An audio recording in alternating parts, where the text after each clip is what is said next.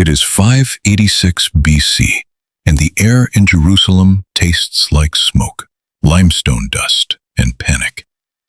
Children are crying in alleyways barely wide enough for a donkey to pass. Priests are shouting over the roar of fire.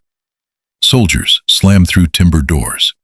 The Temple Mount, the heart of a nation, is collapsing into flame. This is not the clean, polished Bible world from old paintings. This is heat, ash, hunger, political failure, empire, trauma. And here is the shocking claim.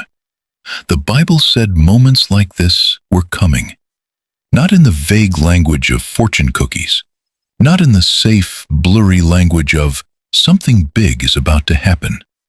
But in names, cities, empires, invasions, exiles, returns, and even the kind of ruler who would change history.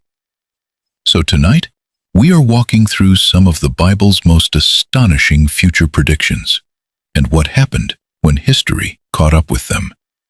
And as you watch, tell me in the comments which prophecy hits you the hardest. Also subscribe, because this is not fantasy religion. This is where ancient text meets dirt, bloodline, empire, and memory. Let's start with something brutal. 1. The fall of Jerusalem and the Babylonian exile. Before Jerusalem burned, prophets like Isaiah, Jeremiah, and Micah warned that Judah's corruption, violence, idolatry, and political arrogance would end in disaster. That matters because ancient people did not think in abstract spiritual categories the way modern people often do. Religion, law, economy, military survival, they were all tied together. If a prophet said judgment was coming, he was not talking about a vague bad feeling. He was talking about siege ramps, famine prices, deportation lines, smashed gates. Archaeology and history show exactly that kind of world. Ancient sieges were not cinematic battles with dramatic music. They were slow death, water anxiety, rotting grain, bodies weakened by fear before they were weakened by hunger. And the Bible describes not just destruction, but exile into Babylon. Then it says something even stranger. The exile would not be the end. 2. The return from exile. The prophets did not only predict ruin, they predicted return. Imagine how absurd that sounded. Your city is ash, your king is gone, your elites are marched across hundreds of miles into a foreign superpower. Your identity is humiliated in public. In that moment, "you will come back" sounds insane. But history turns. Babylon falls to the Persians. And then the Bible presents one of its boldest moments. A ruler named Cyrus is tied to the restoration of God's people. Now pause there. This is where even skeptical readers stop and stare, because this is not generic symbolism. This is geopolitical specificity, a real empire, a real ruler, a real policy shift. The Persian system was known for strategic tolerance, allowing displaced peoples to return and rebuild local religious life when it stabilized the empire. In other words, the return was not just a miracle floating in the clouds. It happened in the hard machinery of imperial administration. Scrolls, decrees, roads, tax systems, provincial control. God's providence, if you believe the biblical view, moved through paperwork, kings, and exhausted families carrying memory home. 3. The rise and fall of empires. The Bible repeatedly frames human empires as temporary, no matter how absolute they look. That would have sounded ridiculous in the age of Assyria, when kings carved their victories into stone and made entire populations disappear through deportation. Assyria did not look temporary. Babylon did not look temporary. Persia did not look temporary. Greece did not look temporary. Rome certainly did not look temporary.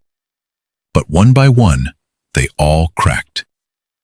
This is one of the Bible's deepest prophetic patterns. Not merely this city will fall, but no empire gets to play God forever. And that is historically realistic. Ancient power always advertised itself as eternal. Kings built walls to outlast memory. They stamped their names into clay, rock, and metal. But eventually their palaces became excavation sites. Their boasts became museum labels. The Bible's vision of history is not sentimental. It says human pride scales up into systems. Kingdoms consume people. Power worships itself. And then power learns what mortality feels like. 4. The destruction of the temple in AD 70. Now move forward to the 1st century, Jerusalem again. Dust in the streets, pilgrims packed shoulder to shoulder, lambs bleeding near the temple courts, Roman tension in the air like static before lightning. Jesus speaks about the temple, one of the most magnificent sacred complexes in the ancient world, and says that its destruction is coming. To modern ears, that may sound symbolic. To a 1st century Jew, it was unbearable. The temple was not just a church building. It was national identity, cosmic meaning, public worship, sacrifice, memory, and hope in stone. Massive stones, white surfaces flashing in the sun, gold catching firelight, priests moving in rhythm, crowds breathing prayer. And yet within a generation, in AD 70, Rome crushed Jerusalem and the temple fell. Again, this is not mythic language floating above reality. This is war, revolt, imperial retaliation, and catastrophe. Ancient historians describe the conflict in horrifying detail. The city was trapped, starved, fractured from within, and then overrun. The prediction was not powerful because destruction is rare. Destruction was common in the ancient world. It was powerful because Jesus attached moral and spiritual meaning to what looked like unstoppable religious security. He was saying, in effect, do not confuse sacred architecture with obedience to God. That warning still lands today. 5. Bethlehem, the Messiah, and the scandal of smallness.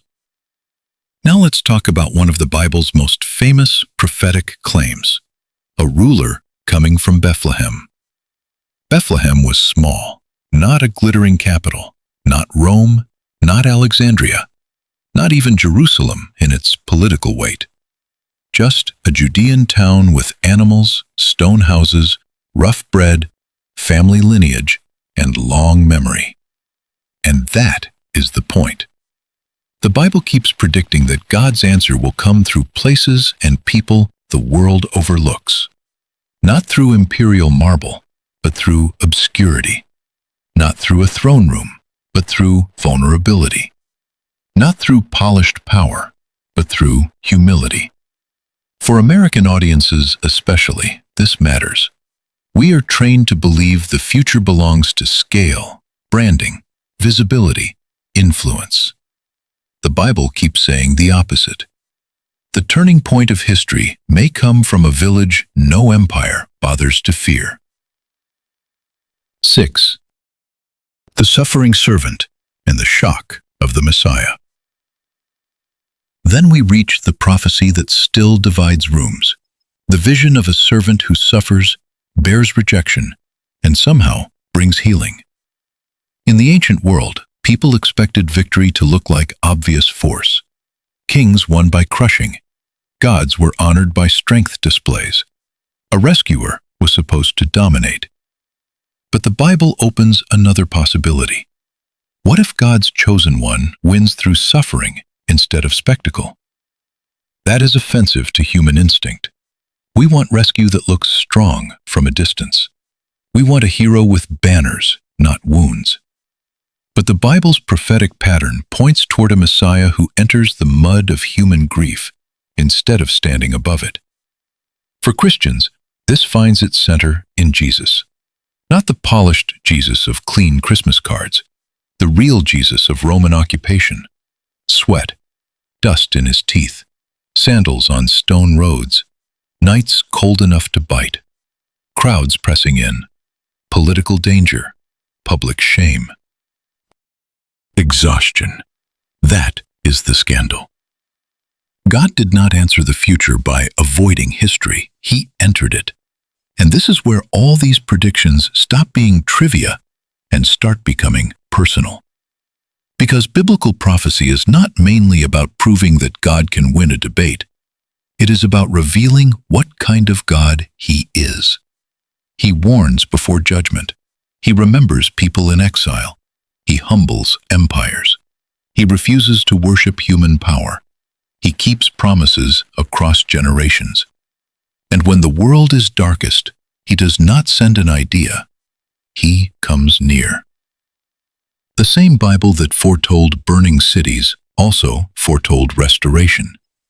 The same story that predicted collapse also carried hope on the other side of it. The same God who judged corruption also made a way for return. That means prophecy is not just about the future, it is about character. It tells us that God sees farther than kings do. He is not shocked by collapse. He is not defeated by ruin. And He can be working through seasons that feel, to us, like total loss. Some of you watching are living in your own version of exile right now, not in Babylon, but in grief, in disappointment, in a marriage that feels cold, in a faith that feels exhausted, in a life that does not look the way you thought it would. And the great message of biblical prophecy is this: God is already in the future you are afraid of. So here is the question I want you to sit with tonight. What if the part of your life that feels like collapse is not the end of the story, but the place where God is already preparing a return? Put your answer in the comments. And if this changed the way you see biblical prophecy, not as fantasy, but as history charged with the presence of God, subscribe, because there is a lot more buried under the dust.